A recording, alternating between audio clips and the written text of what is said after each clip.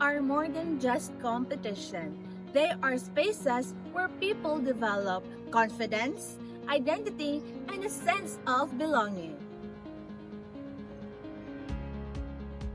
This documentary explores how diversity and inclusion influence athletes' experiences by examining psychological key concepts and the real-life journey of Karate-Do athlete, showing that everyone deserves an equal opportunity to participate and succeed in sports. Before we explore our athlete's story, let us first understand the key concept of this documentary. Diversity in sport refers to the participation of people from different backgrounds, abilities, ages, gender, and experiences. It creates an environment where everyone has the opportunity to take part. Inclusion goes beyond diversity by ensuring that athlete feels welcome, respected, and valued. It also involves removing barriers that prevent equal participation in sports. According to social identity theory by Tufel and Turner in 1979, people develop their identity through the groups they belong to. In sports, feeling accepted by a team strengthens an athlete's confidence, motivation, and sense of belonging. According to Cunningham 2019, inclusive sports environments increase athlete satisfaction, strengthen team performance, and encourage long-term participation by helping athletes feel valued and supported. A study published in the Journal of Sports and Exercise Physiology found that many athletes from non-traditional and transitioning backgrounds leave organized sports due to the barriers such as financial difficulties, school transfers, and limited access to coaching rather than a lack of ability. Furthermore, according to Bridgemere and Shields 2019, inclusive team cultures that promote personal growth over constant comparison help athletes develop greater mental resilience, sportsmanship, and overall well-being.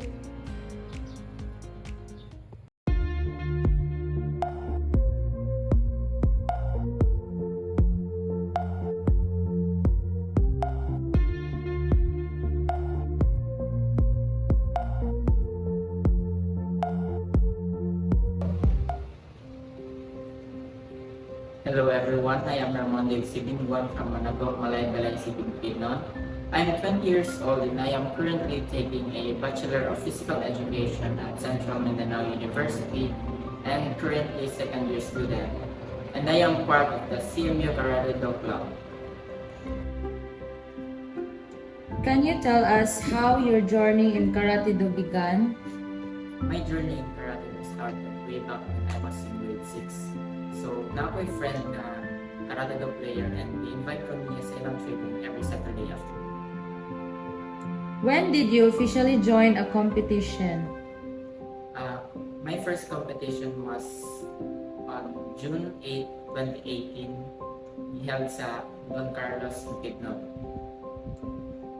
Now, what are the challenges that you have encountered during that competition? So, akong challenges na na-face is I feel overwhelmed sa katong competition na time kay daghan kay athletes na nakasurround sa ako and I feel so small and so fragile kay katong bata pa ko gamay hindi ko na pagkatao and I feel like I'm not capable of doing things. How did you cope up with those challenges despite having non-athletic body? So having a non-athletic body is ma-discriminate ko sa ubang tao nga kanang i-look down bito ko nila kay gamay kay ko and bilis lang mag-expect nga player day na siya nga inanak na yung edad. So akong what is I ask guidance of the coach and willing ko kaya siya matabang also my teammates nga ila kong ginagay para ma-improve akong skills para ma-develop akong body and capable ko of doing things. And unfortunately after a year of training parang need na ako mag-stop because kailangan ko mag-transfer of school and ito nga school is wala sila like sports and na-stop na yun siya.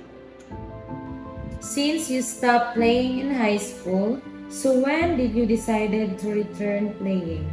So, when I was in college, wala ko na-expect na akong school is na sila mga club about martial arts, and after a few months nga nag-eskwela na ko dire, nakita kong post about sa ilang club sa karate do nga pa-try out sila sa aspiring athletes for kuan masks, and dito I decided to try and basin dahil nga makuha ko and mabalik akong passion sa karate do.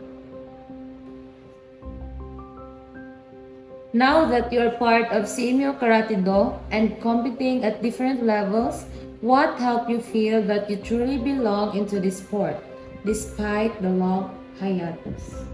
So at first, nakuha ko sa tryout for mass games.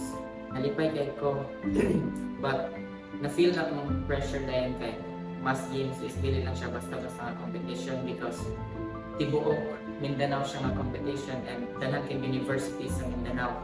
And anang mass games, ang preparation is taas and taas kaya akong break sa akong sport, and I realized na need na akong catch up, and thankfully akong coach and teammates is wala akong lagi pasagdan, dito na akong guidance, and kitabangan ko nila nga mag-training and mag-catch up akong skills. And during mass games, and nakadaog ko gold medal sa kata and silver medal ko sa komite, and naghanapod ko medals and certificates, and naka-compete ko sa Palaro 2025 sa Mass Games 2026 and 2026 na Palaro. What can you say to your younger self? So, ako mayon sa akong younger self is thankful ko sa iya kay despite sa iyang capabilities, sa iyang size, iyang lawas, sa siya kagamay, sa siya ka-fragile, nagpadayon niya po siya and i-pursue niya iyang sports, and up until now, I'm so thankful kay daghan na ko achievements na na-achieve. What advice can you give for someone who wants to start playing a sport but feels like they don't belong, whether because of their body type and skin color?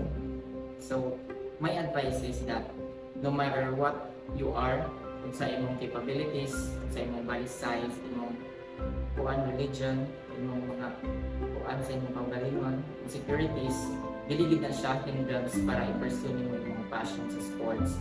And you just need to keep working hard and prove yourself na kaya gid nimo.